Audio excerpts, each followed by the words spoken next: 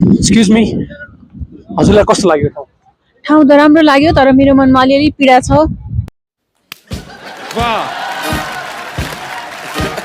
किन? किनभने हेर्नुहोस् न, मलाई यहाँ भरि यही बनाइसके 3टा 4टा मोबाइल बोका छन्, पैसा बोका छन्, पर्स बोका छन्, स्ट्यान्ड बोका छन्, कसैले मलाई माया पनि गरेन। तपाईँ त लास्टै धनी हुँदो रहेछ, 3-4टा फोन छ, यस्तो महँगो स्ट्यान्ड, सो लकी। धनी त धनी नै छु, सरी ल म बोल्न भ्याउँदिनँ। जोक सपाट, तर यो ठाउँको बारेमा अलिकति भन्नु न। मैले पनि फर्स्ट टाइम भिजिट गराएँ हो, एकदमै रमाइलो ठाउँ रहेछ। जे होस् एकचोटि चाहिँ आउनुपर्ने रहेछ, लाइफ टाइम एक्सपिरियन्स कलेक्ट गर्नको लागि चाहिँ आउनुपर्ने रहेछ भन्न चाहन्छु। मैले यो भिडियोको लागि मात्र हजुरलाई तपाईँ भने हो, नत्र चाहिँ म त भन्थेँ होइन।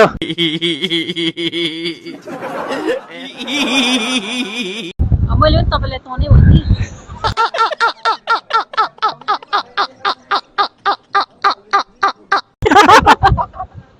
यति हो, बाई बाई। एक्सक्युज मी, कस्तो लागिरहेछ एरिया? एकदमै रमाइलो लागिरहेछ। के के रमाइलो लाग्यो हजुरलाई? सिन मलाई मनपर्ने, सबसे मनपर्ने खोला, खोला देखाइदिनु त।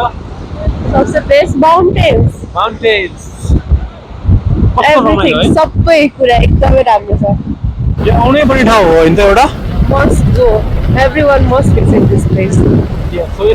यस्तो रमाइलो छ होइन, जता हेऱ्यो त्यतै रमाइलो छ। अलिअलि चिसो छ तर खासै चिसो छैन, वेदरले पनि राम्रै साथ दिएको छ। लास्ट शब्द के छ? त्यही हो, एकदम रमाइलो भइरहेछ। कागबेडी भिजिट गरौँ गाइस। अब अरू पनि ठाउँ गयो भने राम्रो राम्रो ठाउँ चाहिँ हामी पोस्ट गर्दै गर्छौँ। अनि more to come. Look at this.